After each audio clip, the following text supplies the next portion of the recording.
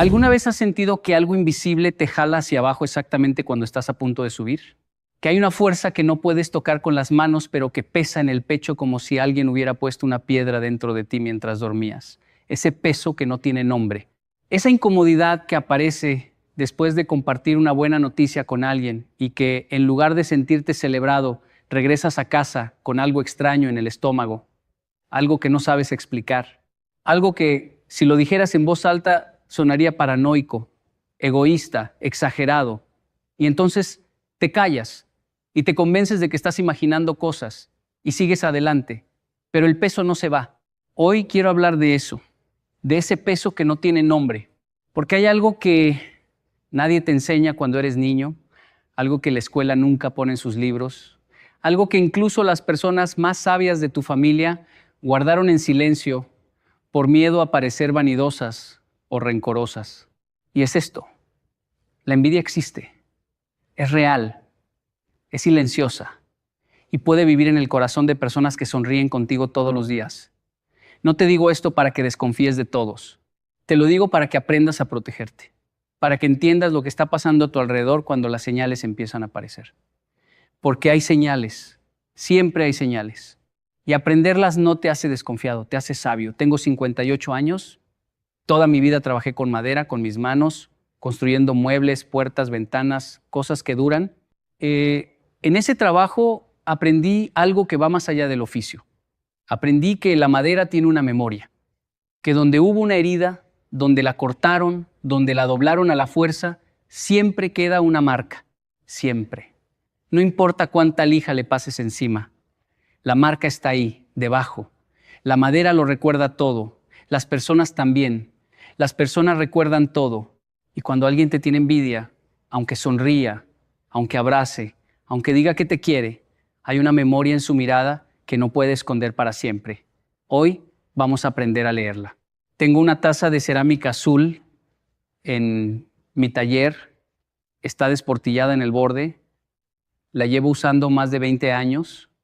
Mi esposa quiso tirarla muchas veces, me decía que era fea, que ya no servía bien, que mejor comprábamos una nueva, pero yo me negué siempre, no porque sea terco, sino porque esa taza me la regaló un hombre que me enseñó algo que no olvidaré mientras viva. Y cuando te cuente lo que pasó con él, vas a entender por qué la guardo. ¿Por qué la miro cada mañana antes de empezar a trabajar? ¿Por qué el borde desportillado no me parece una falla, sino un recordatorio? Pero antes de llegar ahí, necesito que entiendas algo fundamental sobre la envidia, algo que casi nadie te dice cuando te habla de este tema, porque casi todos se quedan en la superficie, en los clichés, en los consejos fáciles de dar y difíciles de vivir. La envidia no siempre viene de tus enemigos. Eso sería demasiado simple, demasiado ordenado. La vida no funciona así. La envidia de verdad, la que duele, la que te confunde, la que te hace cuestionar tu propio juicio, esa viene de personas cercanas, viene de gente que conoces, que te conoce, que sabe exactamente dónde golpear porque pasó suficiente tiempo contigo como para aprender la geografía de tus debilidades. Y lo más doloroso no es descubrir que alguien te tiene envidia, lo más doloroso es descubrir quién, porque cuando lo descubres, se rompe algo. Y ese algo que se rompe no siempre se puede reparar. No porque seas rencoroso, sino porque algunas verdades, una vez que entran en los ojos, no pueden ser desenterradas. Se quedan ahí. Y cambian la manera en que ves todo. Pero primero, antes del quién, necesitas entender el qué. ¿Qué es exactamente lo que estás mirando cuando la envidia está presente? ¿Cuáles son esas señales que el cuerpo de la otra persona emite, aunque la boca diga lo contrario? Porque el cuerpo no miente. El cuerpo siempre dice la verdad que la mente intenta ocultar. La primera señal es la más sutil de todas y por eso es la más peligrosa. Cuando alguien te tiene envidia, sus felicitaciones nunca llegan completas. Hay algo en ellas que falta, un hueco, una pausa demasiado larga antes de decir qué bueno por ti. Una sonrisa que empieza bien pero que si la miras con cuidado no llega a los ojos. O peor, llega a los ojos pero como una sombra, no como una luz. Yo demoré años en aprender a ver esa diferencia. Años en los que confundí esa sombra con timidez, con cansancio, con distancia, pero no era ninguna de esas cosas. Una vez, hace mucho tiempo, conseguí un contrato grande, el más grande que había tenido hasta entonces. Un hotel antiguo en el centro de la ciudad quería que yo reformara todo su mobiliario. 3 meses de trabajo garantizado, buen pago, reconocimiento. Cuando se lo conté a uno de mis amigos más cercanos de aquel entonces, un hombre con quien compartía el taller desde hacía 8 años, él me dijo, «Qué bien, Marcos, qué bien», y sonrió. Pero en esa sonrisa había algo que en ese momento no supe nombrar, algo que se parecía al esfuerzo, como si sonreír le costara, como si cada músculo de su cara estuviera haciendo un trabajo para llegar a esa expresión. Y yo, que lo conocía bien, que había trabajado con él durante casi una década, no lo vi. O no quise verlo, porque a veces la lealtad que sentimos por alguien nos ciega antes de protegernos. Eso es la primera señal. Las felicitaciones que suenan bien, pero que cuando las recuerdas solas, en el silencio de la noche, suenan a vacío, como madera hueca. Suenan bien cuando las golpeas por fuera, pero cuando presionas un poco más, notas que no hay nada dentro. La segunda señal es más visible, pero igualmente confusa, porque puede disfrazarse de algo completamente diferente. Cuando alguien te tiene envidia, se convierte en un experto en relativizar tus logros. No necesariamente los ataca de frente. Eso sería demasiado obvio. En cambio, los rodea, los mete en un contexto que los achica. Sí, pero te ayudó el momento. Sí, pero tuviste suerte con esa oportunidad. Sí, claro. Pero también hay que ver cuánto trabajo te va a costar mantener eso. Y así, con cada frase, van poniendo capas encima de lo que lograste. Capas que no destruyen, sino que oscurecen. Que van haciendo más pequeño lo que era grande, más dudoso lo que era claro, más pesado lo que debería ser una celebración. Lo que esa persona está haciendo en realidad no es analizarte con objetividad, está protegiéndose a sí misma. Porque si tu éxito es completamente genuino, completamente tuyo, completamente el resultado de tu esfuerzo y tu dedicación, entonces su propia vida queda en evidencia de una manera que no puede soportar. Necesita que haya una razón externa, una circunstancia, una mano invisible, algo que explique por qué tú lograste y ella no. Porque si no hay esa razón, si no hay ese pero, entonces tiene que mirar hacia adentro. Y hacia adentro duele. Aquella vez del hotel, mi amigo fue el primero en mencionar que el proyecto no era tan seguro como parecía, que los hoteles viejos siempre traían problemas, que tal vez me estaba comprometiendo con algo que podría salir mal. Yo escuché eso y por un momento, solo un momento, sentí el peso de la duda. Esa es la trampa, que la voz de la envidia ajena muchas veces termina habitando nuestro propio pensamiento. Y entonces ya no es él el que duda de nosotros, somos nosotros mismos. Guárdate de esa voz, apréndela. Cuando alguien empieza a poner peros en medio de tus buenas noticias, escucha bien. No porque siempre sea envidia, porque a veces es cuidado genuino, a veces es experiencia, a veces es sabiduría que viene del amor, pero aprende a distinguir el sabor de uno y de otro. El cuidado genuino te deja con más claridad, no con más miedo. La envidia disfrazada de consejo te deja con menos fe en ti mismo. La tercera señal es la que más trabaja en la oscuridad, la que más daño hace sin que jamás puedas señalarla con el dedo. Es el comentario que no fue dicho para ti, sino sobre ti. La frase que llegó por tercera boca, la historia que se contó en tu ausencia y que cuando llega a ti ya viajó por tantas personas que ni siquiera reconoces el origen, pero lo reconoces a él. Lo reconoces por el sabor, por la forma en que está construida la frase, por los detalles que esa persona mencionó que solo ella podría saber. Porque eso también es una señal. El envidioso rara vez construye mentiras de la nada. Las construye con materiales reales, con cosas que vio, con conversaciones que escuchó, con contextos que conoce. Y eso hace que sus medias verdades sean mucho más peligrosas que las mentiras completas. Porque una mentira completa es fácil de desmentir, una media verdad no. Una media verdad vive en ese territorio confuso donde la realidad y la distorsión se mezclan y nadie sabe con certeza dónde termina una y empieza la otra. Cuando esto te pase, Cuando llega a tus oídos algo que tiene tu sabor, pero que viene envuelto en algo que no reconoces, no reacciones de inmediato. Esa es la tentación. Reaccionar, confrontar, defenderte en voz alta. Pero la reacción inmediata casi siempre termina beneficiando a quien la provocó, porque entonces el foco se pone en tu reacción, no en lo que fue dicho. Y de repente eres tú el problemático, el que no sabe manejar las críticas, el que siempre hace un drama. El silencio estratégico es la respuesta más inteligente. No el silencio de quien no sabe qué decir. El silencio de quien sabe exactamente lo que está pasando y elige su tiempo. Porque el tiempo siempre termina revelando las raíces de las cosas. La cuarta señal requiere que prestes atención no a lo que la otra persona te dice, sino a lo que hace cuando no está dirigiéndose a ti directamente. Cuando alguien te tiene envidia, su comportamiento cambia en presencia de otras personas que te admiran o te respetan.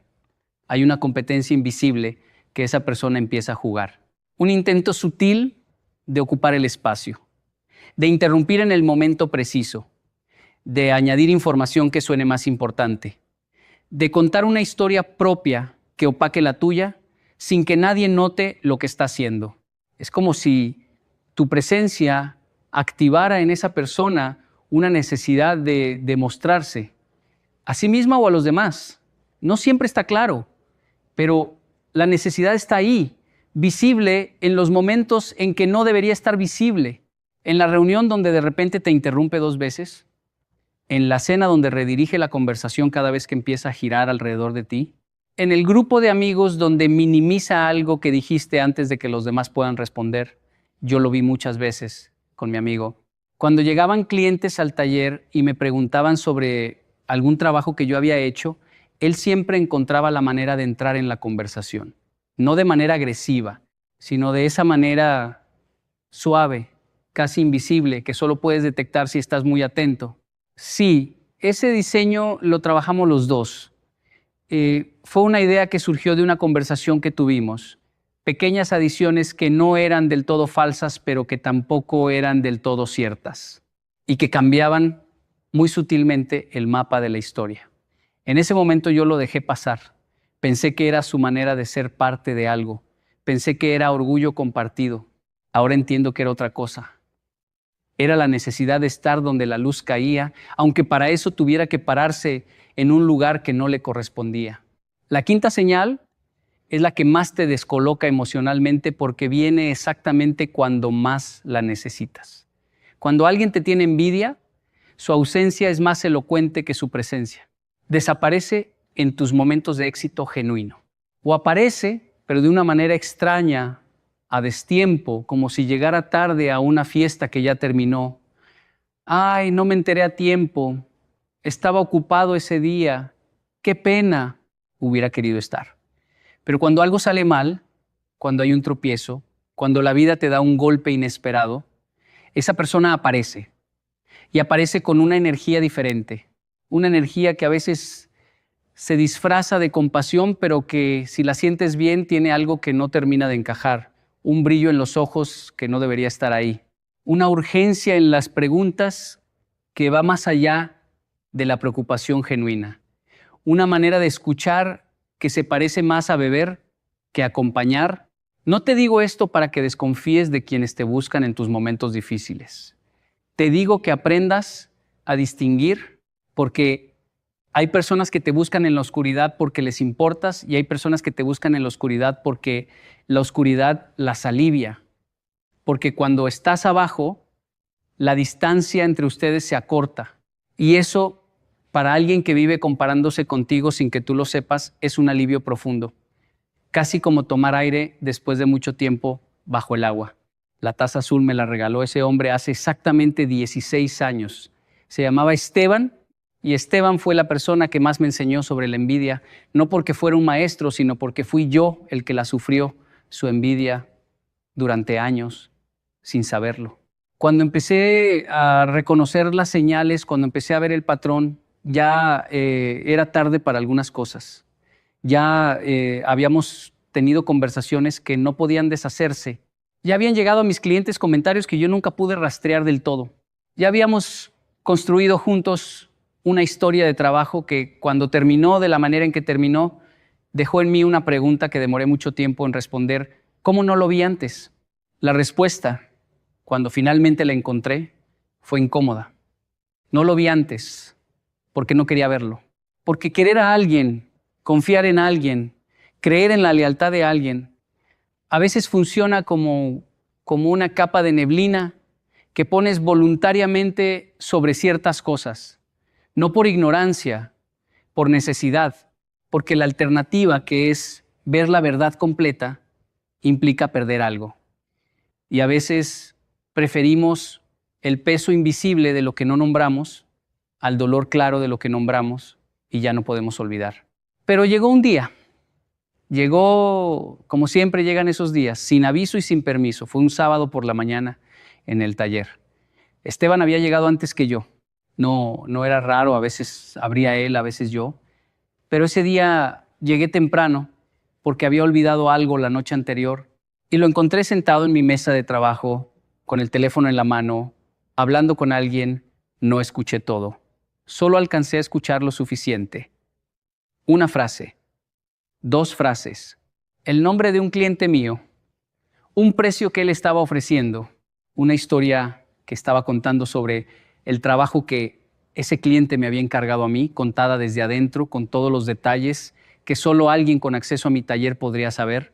Me quedé en el umbral de la puerta, él no me vio, terminó la llamada, se levantó y cuando se giró y me encontró ahí, su cara hizo algo que yo nunca le había visto hacer, no se puso nervioso.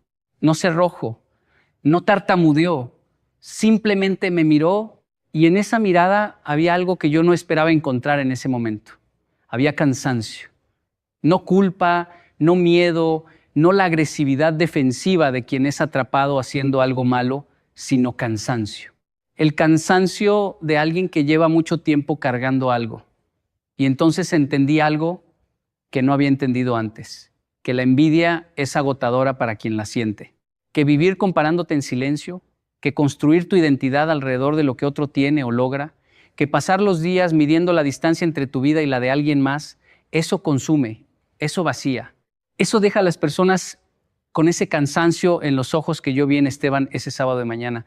No peleamos, no grité, no exigí explicaciones. Hubo un silencio largo entre los dos. Uno de esos silencios que contienen más palabras que cualquier conversación que hubiéramos podido tener. Y al final él tomó la taza azul que estaba sobre la mesa, la taza que yo siempre usaba para tomar el café de la mañana, la puso frente a mí y dijo, te la dejo. Y se fue. No volvió al taller.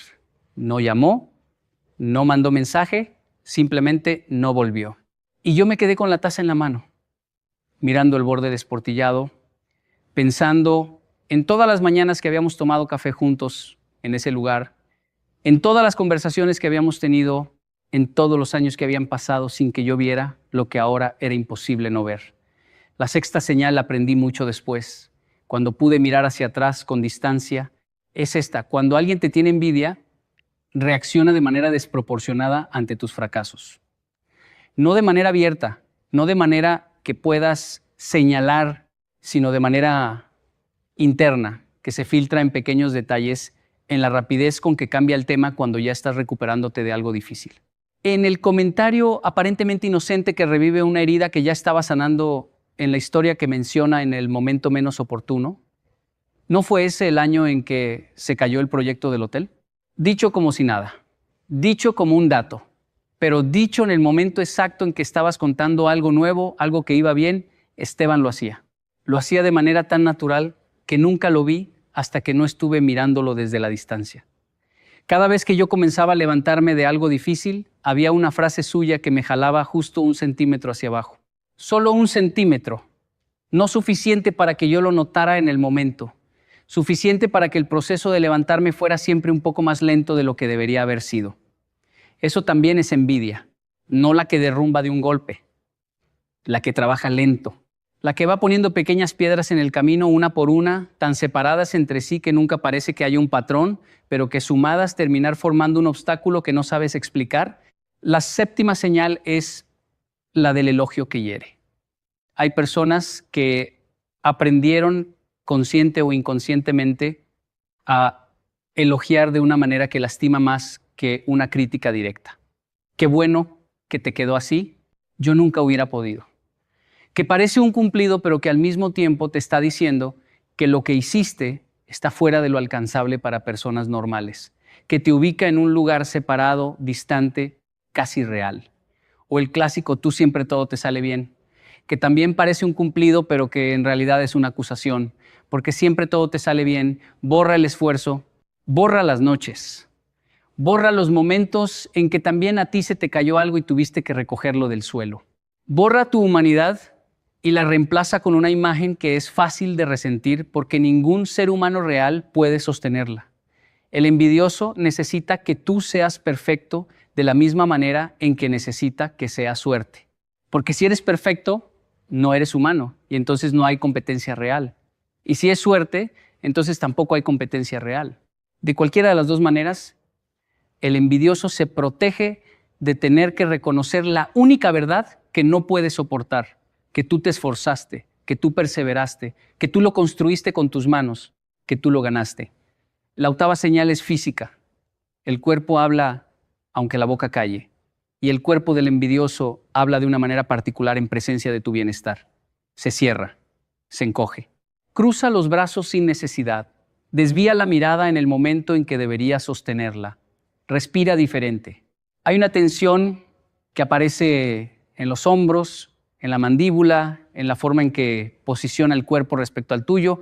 No siempre, no de manera constante, pero en ciertos momentos, en ciertos temas, cuando toca ciertos puntos, el cuerpo reacciona antes que la mente pueda controlarlo.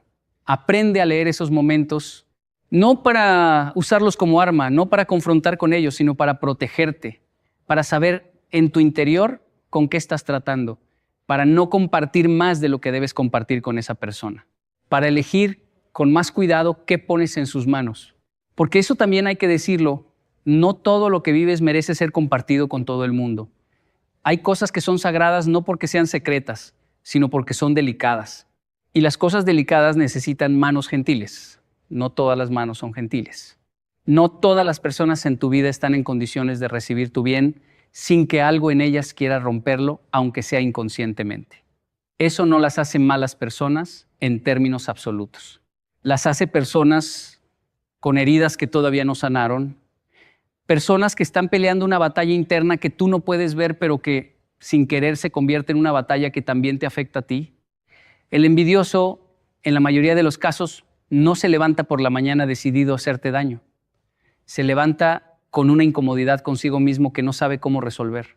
Y tú, sin pedirlo, sin buscarlo, te conviertes en el espejo frente al cual esa incomodidad se vuelve insoportable.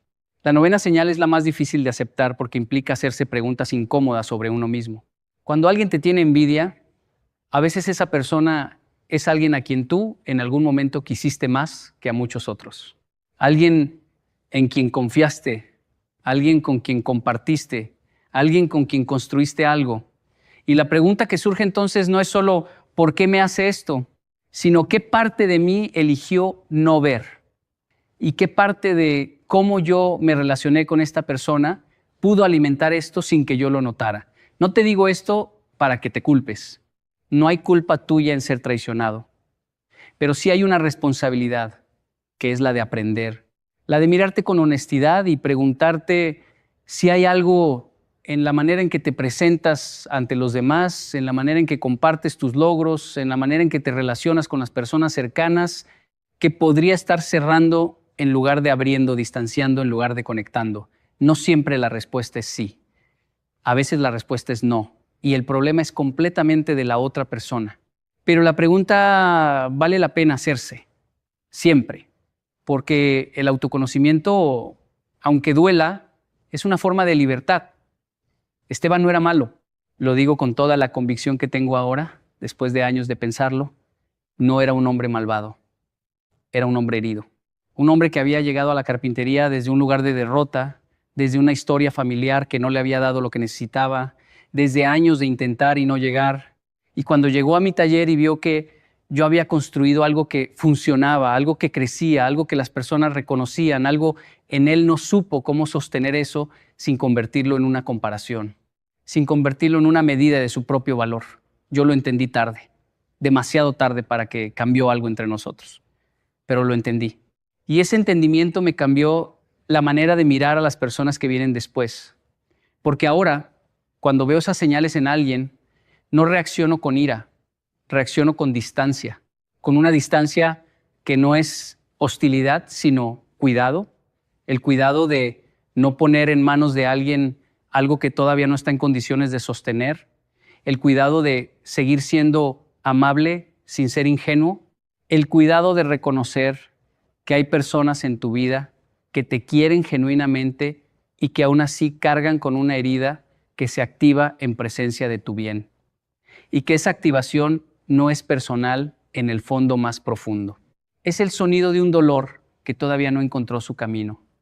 Eso no significa que debas quedarte cerca de quien te hace daño. No significa que debas sacrificar tu paz en el altar de la comprensión del otro.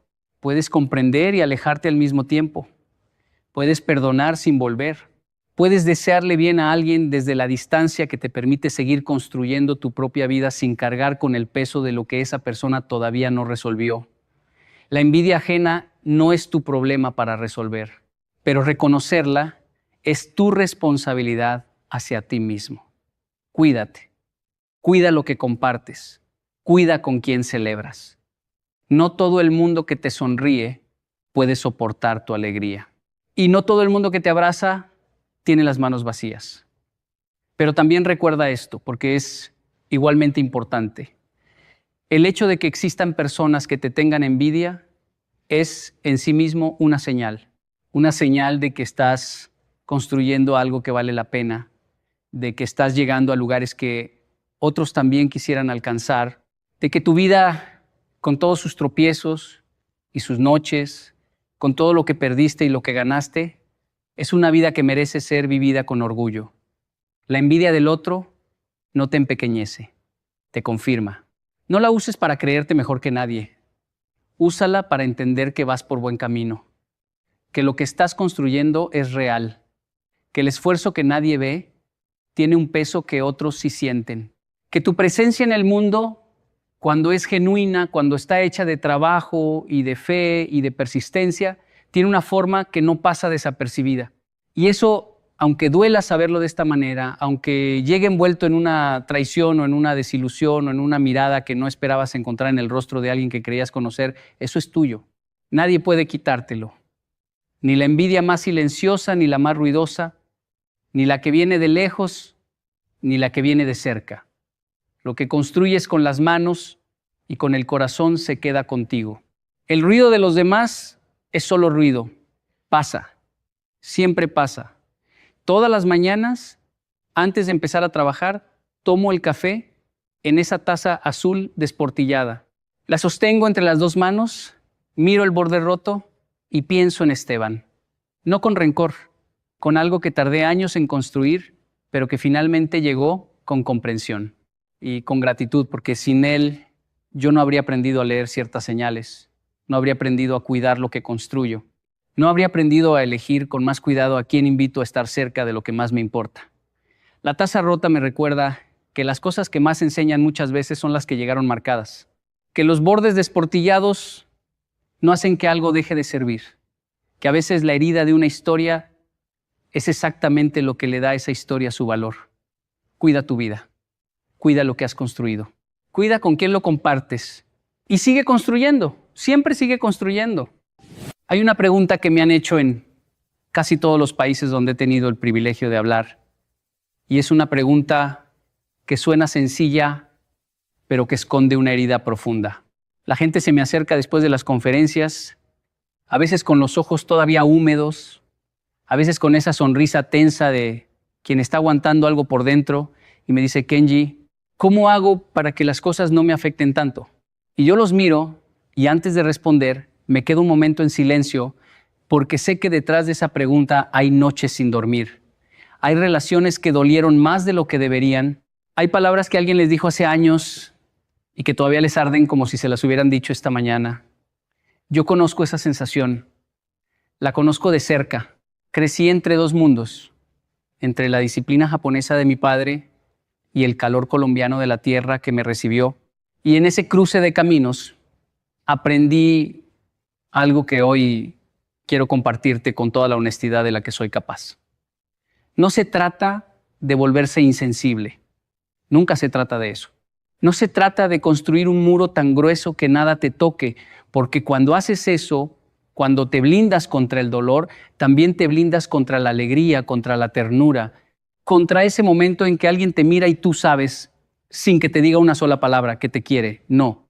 Lo que yo descubrí a lo largo de muchos años, a lo largo de muchos golpes, a lo largo de muchas veces en las que pensé que no iba a poder levantarme, es que existen hábitos mentales, prácticas cotidianas, maneras de entrenar tu mente, que te permiten sentirlo todo sin que todo te destruya. Y eso es lo que quiero enseñarte hoy. Mira, yo vengo de un hogar donde el silencio era la forma más común de comunicación. Mi padre, un hombre japonés de pocas palabras y muchas convicciones, no te decía te quiero con la boca. Te lo decía levantándose a las 4 de la mañana todos los días de su vida para trabajar. Te lo decía reparando con sus manos lo que estaba roto en la casa, sin quejarse, sin pedir reconocimiento, sin esperar un aplauso. Y mi madre, una mujer colombiana con el corazón del tamaño de un continente, expresaba el amor de otra manera, con comida caliente a cualquier hora, con abrazos que te sacaban el aire, con esa capacidad infinita de preocuparse por todos, menos por ella misma. Yo crecí en medio de esas dos formas de amar y durante mucho tiempo no entendí ninguna de las dos. Durante mucho tiempo me sentí atrapado entre lo que se esperaba de mí y lo que yo realmente era. Y ahí, en ese espacio incómodo, en esa grieta entre dos culturas, fue donde empecé a aprender que la fortaleza mental no es un don con el que naces. Es algo que construyes ladrillo a ladrillo, día a día, decisión a decisión, muchas veces en la oscuridad, muchas veces sin saber si lo que estás haciendo tiene algún sentido. El primer hábito mental que quiero compartir contigo es uno que cambió mi vida de una manera que no puedo exagerar, y es el hábito de separar los hechos de las interpretaciones. Parece simple, ¿verdad? Pero no lo es. Porque nosotros, los seres humanos, somos máquinas de interpretar.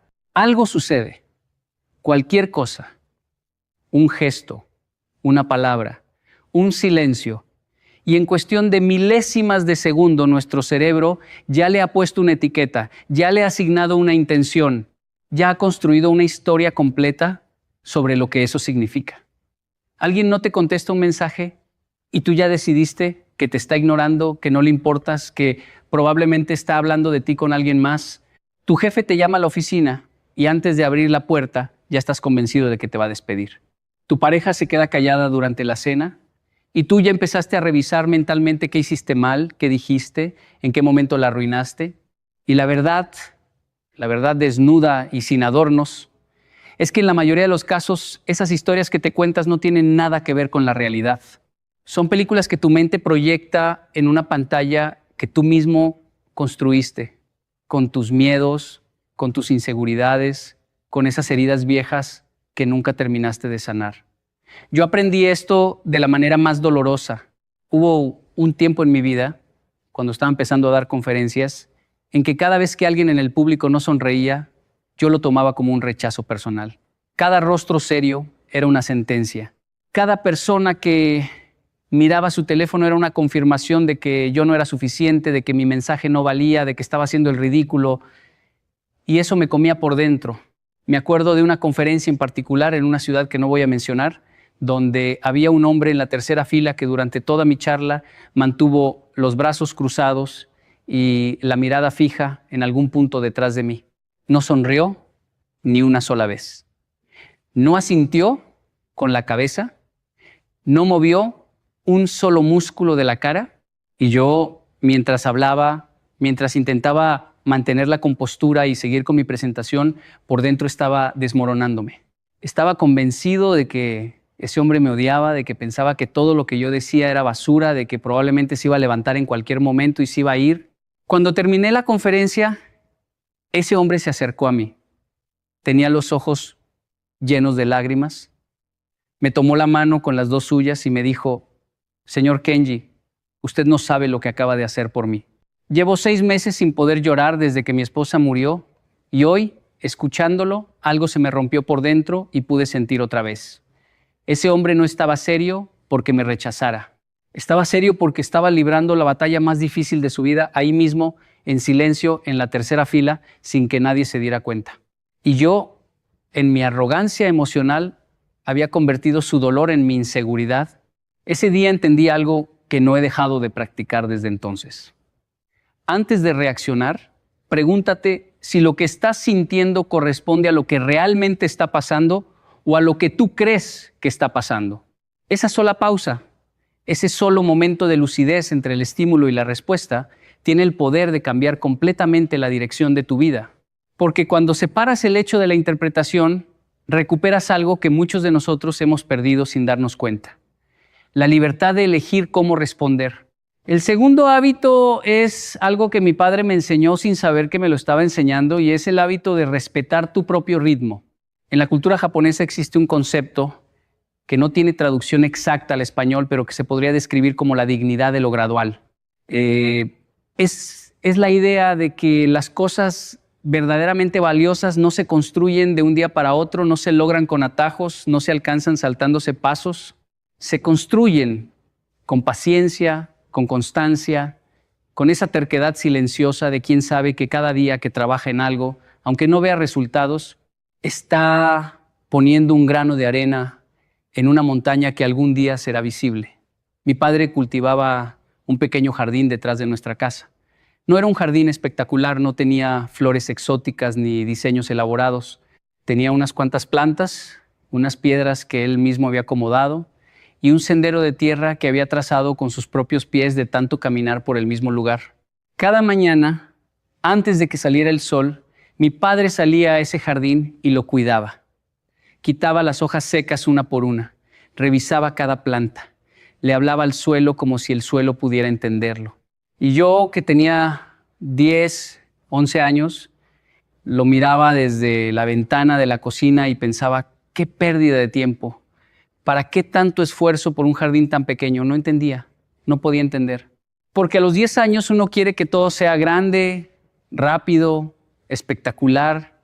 Uno quiere plantar una semilla hoy y tener un árbol mañana. Y la vida no funciona así. La vida funciona como el jardín de mi padre. Despacio, en silencio, con una lentitud que a veces desespera, pero que produce cosas que duran. Hoy vivimos en una cultura que nos dice que si no eres exitoso antes de los 30, ya fracasaste.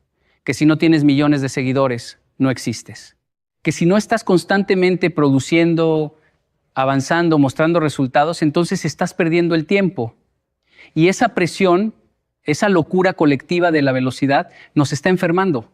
Nos está robando la capacidad de disfrutar el proceso, de encontrar belleza en lo incompleto, de entender que a veces los momentos más importantes de tu vida son precisamente esos momentos en los que parece que no está pasando nada. Respetar tu propio ritmo no es conformismo, no es pereza, no es falta de ambición. Es la inteligencia de saber que tú no eres una máquina, que no puedes funcionar las 24 horas del día, los 7 días de la semana sin que algo se rompa por dentro. Es la sabiduría de entender que tu valor no se mide por la velocidad a la que avanzas, sino por la dirección en la que caminas. El tercer hábito mental, y este es uno que me costó años aceptar, es el hábito de soltar la necesidad de aprobación. Y cuando digo soltar, no me refiero a que te deje de importar lo que la gente piensa de ti, porque eso sería mentirte. A todos nos importa. Es parte de nuestra naturaleza social, es parte de lo que nos hace humanos.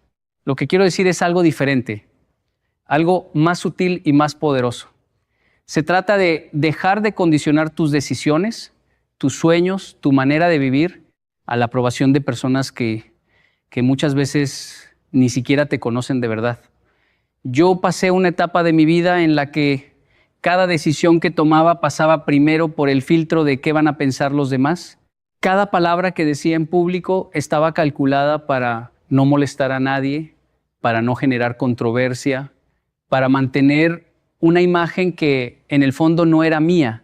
Era una imagen fabricada, una máscara que me ponía cada mañana junto con la ropa y que me quitaba cada noche cuando me quedaba solo frente al espejo del baño y me preguntaba quién era realmente el hombre que me miraba desde el otro lado. Hay algo que observé en mis viajes por Japón, algo que me marcó profundamente.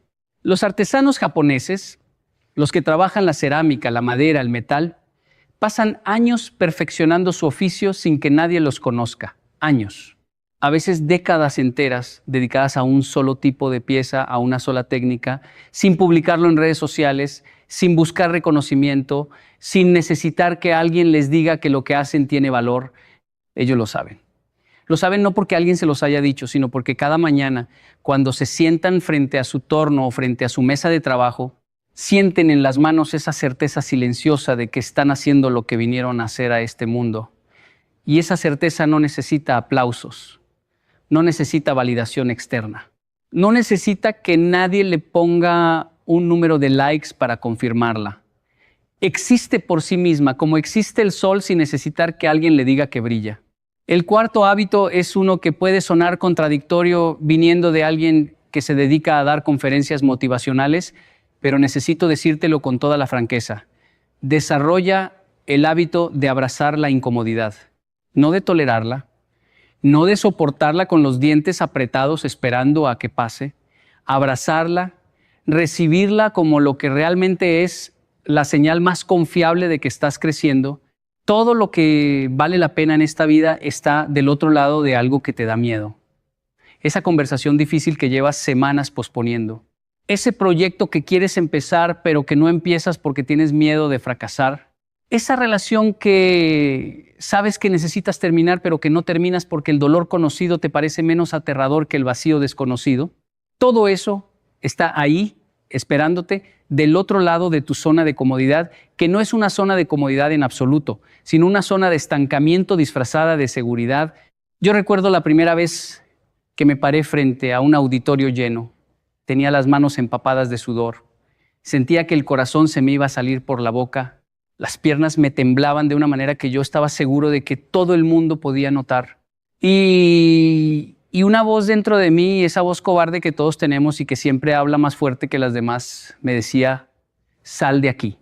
Sal de aquí antes de que hagas el ridículo. Sal de aquí antes de que todos se den cuenta de que no sabes lo que estás haciendo. Pero hubo otra voz, más pequeña, más frágil, casi inaudible, que me dijo, quédate y mira qué pasa. Y me quedé. Y lo que pasó no fue perfecto. Me trabé varias veces, perdí el hilo de lo que estaba diciendo. Hubo un momento en que me quedé completamente en blanco y el silencio duró lo que a mí me parecieron 3 horas, aunque probablemente fueron 5 segundos. Pero me quedé y al final, cuando terminé, cuando el último aplauso se apagó y yo bajé del escenario con las piernas todavía temblando, sentí algo que no había sentido en mucho tiempo. Sentí que estaba vivo. No vivo en el sentido biológico, de tener pulso y respirar. Vivo en el sentido profundo, en el sentido de estar haciendo algo que importa, algo que me asusta, algo que me obliga a hacer más de lo que era ayer. Esa incomodidad que sentí ese día no era mi enemiga, era mi maestra. Y desde entonces, cada vez que siento esa incomodidad, cada vez que algo me aprieta el estómago y me dice que me aleje, yo sé que estoy exactamente donde necesito estar. El quinto hábito mental es quizás el más difícil de todos, y es el hábito de perdonar sin esperar que te lo pidan. No hablo de un perdón blando, de esos que se dicen con la boca pero que no se sienten con el corazón. Hablo de un perdón que nace de la comprensión profunda de que cargar rencor es como tomar veneno esperando que el otro se muera. Yo cargué rencor durante años. Cargué resentimiento contra personas que me hicieron daño, contra circunstancias que me parecieron injustas, contra un mundo que no siempre me trató como yo creía que merecía ser tratado. Y ese resentimiento, esa rabia acumulada que yo pensaba que me daba fuerza, que yo pensaba que me protegía, en realidad me estaba consumiendo por dentro como un ácido silencioso que no produce dolor inmediato, pero que va corroyendo todo lo que toca hasta que un día miras adentro y solo encuentras cavidades donde antes había algo sólido. Perdonar no significa que lo que te hicieron estuvo bien. No significa que tienes que volver a confiar en quien te traicionó. no significa que tienes que fingir que no pasó nada. Perdonar significa que decides dejar de cargar el peso de lo que alguien más hizo. Significa que te niegas a seguir siendo prisionero de una celda cuya puerta está abierta. Significa que entiendes, con una claridad que a veces duele, que la persona que más sufre con tu rencor no es quien te lastimó, sino tú mismo. Mi padre nunca habló mal de nadie en toda su vida. Nunca. Hubo personas que lo trataron con una injusticia que a mí me hervía la sangre, personas que se aprovecharon de su nobleza, de su incapacidad para decir que no, de esa bondad suya que a veces me parecía debilidad. Y él nunca dijo una palabra contra ellos. Nunca. Yo le pregunté una vez, siendo ya adulto, cómo hacía para no guardarles rencor. Y me respondió con una frase que llevo grabada en un lugar de mi memoria que no se borra. El que carga piedras ajenas no puede caminar ligero. Eso fue todo. No me dio una conferencia, no me explicó una teoría. Me dijo una frase de 11 palabras y se fue a cuidar su jardín. Y yo me quedé ahí parado, con 11 palabras, resonando dentro de mí como una campana que alguien había golpeado en el centro exacto de mi pecho. El sexto hábito es uno que parece pequeño, pero que tiene un impacto enorme, y es el hábito de cuidar con qué alimentas tu mente en las primeras horas del día. Las primeras horas de la mañana son territorio sagrado. Son las horas en las que tu mente está más receptiva, más abierta, más dispuesta a absorber lo que le pongas enfrente. Y la mayoría de las personas, la inmensa mayoría, lo primero que hacen al despertar es tomar su teléfono y sumergirse en un río de noticias negativas, comparaciones tóxicas, discusiones ajenas y contenido diseñado específicamente para activar sus miedos y sus inseguridades. Y después se preguntan por qué se sienten ansiosos, se preguntan por qué el día se siente pesado desde el principio, se preguntan por qué les cuesta trabajo encontrar motivación para hacer las cosas que saben que tienen que hacer.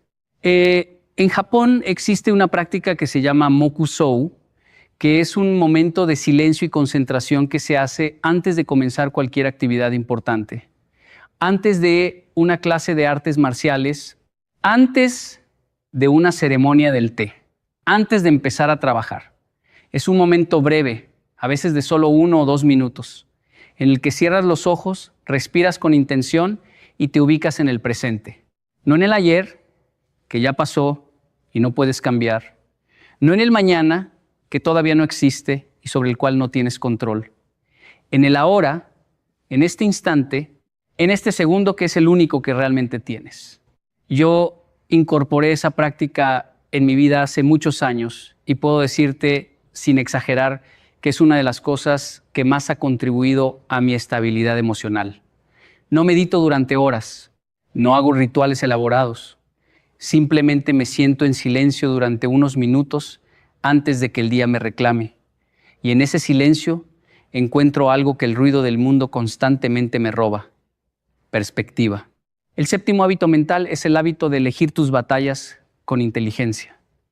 No todo merece tu energía, no todo merece tu reacción, no todo merece tu tiempo.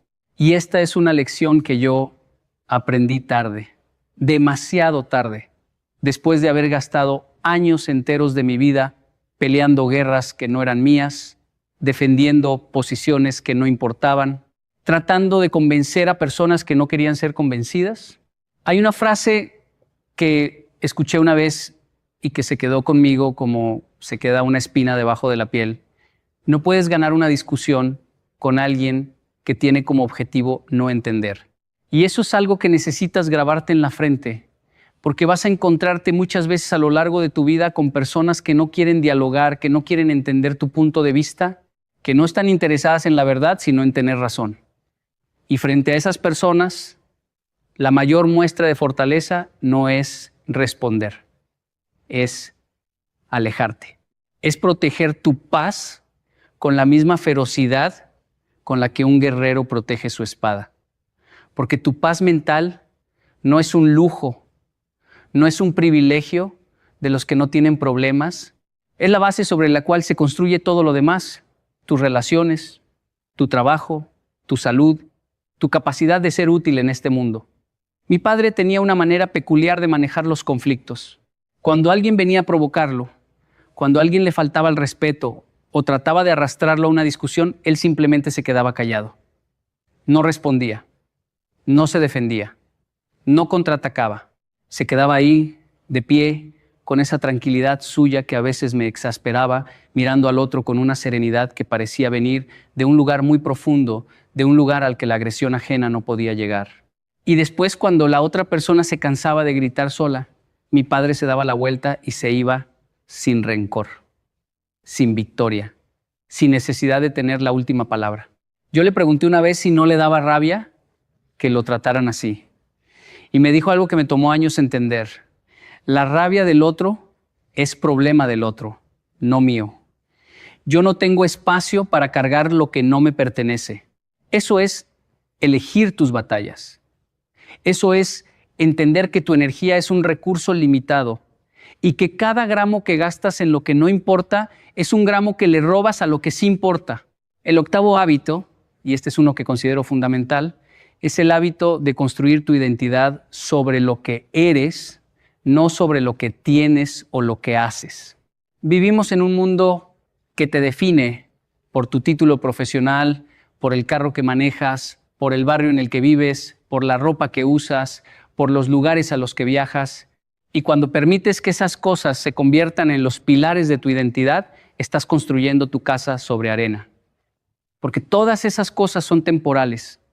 Todas pueden desaparecer de un día para otro. El trabajo se puede perder. El dinero se puede acabar. La salud se puede deteriorar. Y si todo lo que eres depende de todo lo que tienes, el día que pierdas lo que tienes, perderás también lo que eres. Y eso no es vivir. Eso es sobrevivir en una cuerda floja permanente, esperando el momento en que algo cambie para desmoronarte. En la cultura japonesa existe un concepto que a mí me parece de una profundidad extraordinaria, y es el concepto de wabi-sabi. No tiene una traducción directa al español, pero podría describirse como la belleza de lo imperfecto, de lo incompleto, de lo transitorio. Es la filosofía que encuentra hermosura en una taza de cerámica que tiene una grieta, en una flor que está a punto de marchitarse, en una pared de madera vieja que muestra las marcas del tiempo. Wabi-sabi nos enseña que no necesitas ser perfecto para ser valioso, que no necesitas tenerlo todo resuelto para merecer respeto, que tus grietas, tus cicatrices, tus fracasos, no son defectos que esconder, sino marcas de una vida vivida con coraje. Cuando construyes tu identidad sobre tus valores, sobre tu capacidad de amar, sobre tu disposición de levantarte cada vez que caes, sobre tu compromiso con ser una persona íntegra aunque nadie te esté mirando, entonces nada de lo que el mundo te quite puede destruirte, porque lo esencial, lo que realmente te define, no está en tu cuenta bancaria ni en tu currículum. Está en un lugar al que ninguna circunstancia externa puede llegar. El noveno hábito mental es uno que va a contradecir todo lo que la cultura de la productividad te ha enseñado, y es el hábito de hacer espacio para el vacío, ¿sí? Para el vacío, para el silencio, para esos momentos en los que no estás haciendo nada, no estás produciendo nada, no estás consumiendo nada, simplemente estás, simplemente existes, simplemente respiras y miras por la ventana y dejas que tus pensamientos vayan y vengan como nubes en un cielo que no necesita hacer nada para ser hermoso. Nosotros le tenemos un miedo irracional al vacío, le tenemos miedo al silencio, le tenemos miedo a estar solos con nosotros mismos sin la distracción de una pantalla, de una conversación, de una tarea.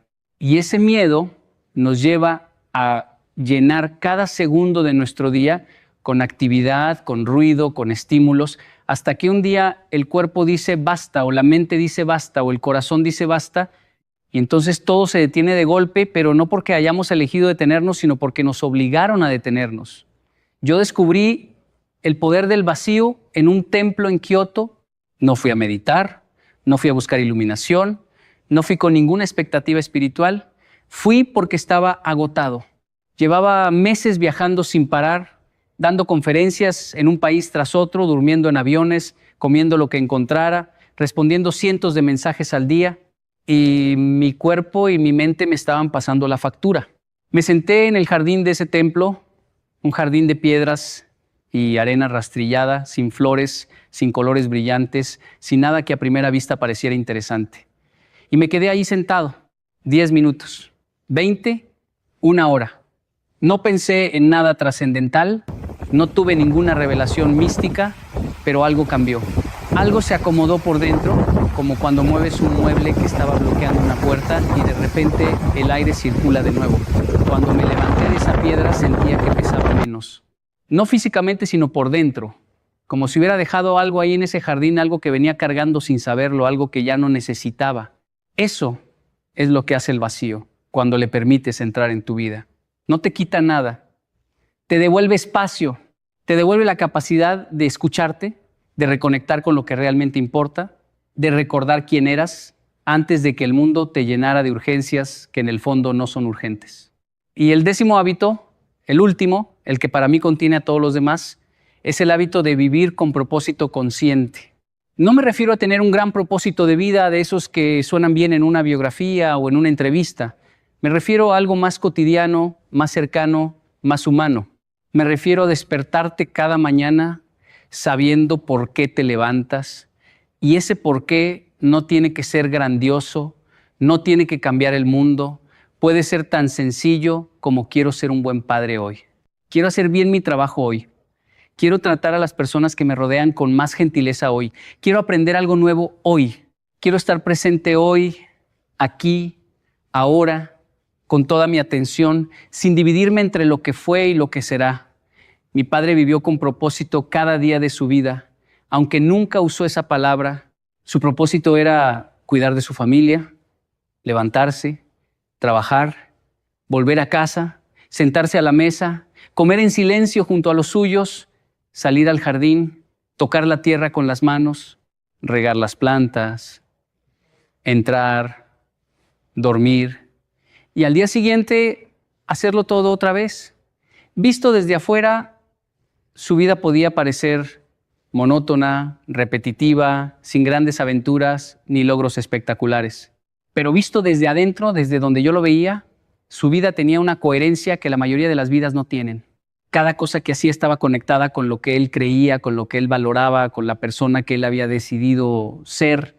Y esa coherencia, esa alineación silenciosa entre lo que piensas y lo que haces, es la forma más poderosa de paz interior que existe. Porque cuando vives alineado con tu propósito, cuando lo que haces cada día tiene sentido para ti, aunque no lo tenga para nadie más, entonces el ruido del mundo pierde volumen. Las opiniones ajenas pierden peso. Las circunstancias difíciles pierden la capacidad de definirte. Siguen estando ahí, sigues sintiéndolas, sigues siendo humano, pero ya no te controlan, ya no te poseen, ya no deciden por ti quién eres ni hacia dónde vas. Que nada te afecte no significa que nada te toque. Significa que has entrenado tu mente para recibir lo que venga sin perder tu centro. Significa que has desarrollado la capacidad de sentir el golpe y seguir caminando, no porque seas invulnerable, sino porque sabes con esa certeza que no necesita explicaciones, que eres más fuerte que cualquier cosa que la vida te ponga enfrente. No porque no duela, duele, siempre duele, pero el dolor no es el problema, el dolor es parte del contrato de estar vivo. El problema es cuando el dolor te paraliza, cuando te roba la capacidad de actuar, de amar, de intentar de nuevo. Y contra eso, contra esa parálisis, estos 10 hábitos son tu armadura. No una armadura de acero que te aísla del mundo, sino una armadura de sabiduría que te permite atravesar el mundo con los ojos abiertos, el corazón expuesto y la mente en paz. Yo no te voy a decir que es fácil. Sería faltarte el respeto.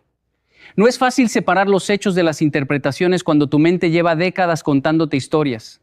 No es fácil respetar tu ritmo cuando el mundo entero te grita que vayas más rápido.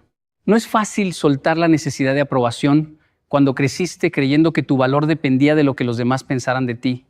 No es fácil abrazar la incomodidad cuando todo tu cuerpo te pide que huyas. No es fácil perdonar cuando la herida todavía sangra. No es fácil cuidar tus mañanas cuando el teléfono te llama con la fuerza de una adicción. No es fácil elegir tus batallas cuando la rabia te empuja a pelear en todas. No es fácil construir tu identidad sobre lo invisible cuando el mundo solo valora lo visible. No es fácil hacer espacio para el vacío cuando le tienes miedo al silencio. No es fácil vivir con propósito cuando no sabes cuál es el tuyo. Pero mira, yo no estoy aquí para decirte lo que es fácil. Estoy aquí para decirte lo que vale la pena. Y estos 10 hábitos valen la pena. Valen cada esfuerzo, cada intento fallido, cada día en que los practicas imperfectamente, cada momento en que olvidas todo lo que aprendiste y tienes que empezar de nuevo, porque eso también es parte del proceso. Caer y levantarse no son dos cosas separadas, son la misma cosa. Son el ritmo natural de toda vida que se atreve a crecer.